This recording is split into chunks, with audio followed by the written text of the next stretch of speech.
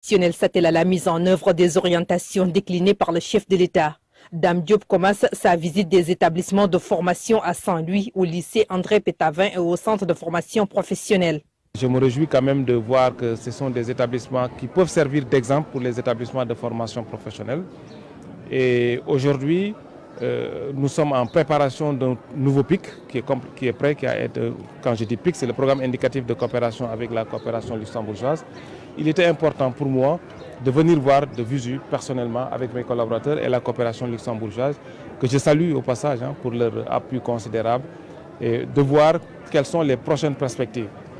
Comme vous savez, le président de la République place la formation professionnelle et l'emploi, et particulièrement l'emploi des jeunes, au cœur de ses préoccupations pendant ce quinquennat. Dans le nouveau programme luxembourgeois estimé à 65 millions d'euros, la formation professionnelle figure en bonne place, un domaine ainsi privilégié dans la coopération. Nous nous positionnons comme chef de file des partenaires techniques et financiers dans le domaine de la formation professionnelle parce que justement nous voyons de très grandes perspectives dans ce domaine et je pense que même ici on a vu, comme le ministre l'a dit, si on s'oriente vers les nouvelles filières qui sont porteuses, nous ne formons pas pour le chômage, il faut s'orienter vers les filières où il y a de l'emploi et de l'insertion professionnelle après.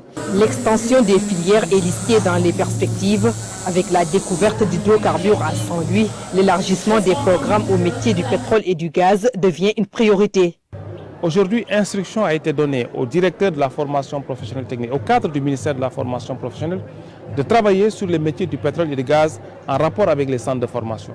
Saint-Louis est un bon exemple. Nous avons ici découvert du pétrole et du gaz au large de Saint-Louis.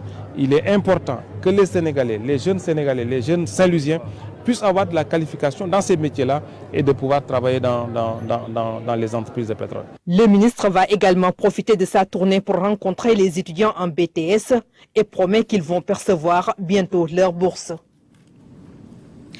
Et puis la Sénélec se dote d'un nouveau système d'information à la clientèle ainsi qu'a été présenté hier au public. Il s'agit d'un outil de dernière génération pour rapprocher davantage l'entreprise de ses clients. C'est le ministre du Pétrole et des Énergies qui a présidé la cérémonie. Compte rendu Thierno Diallo.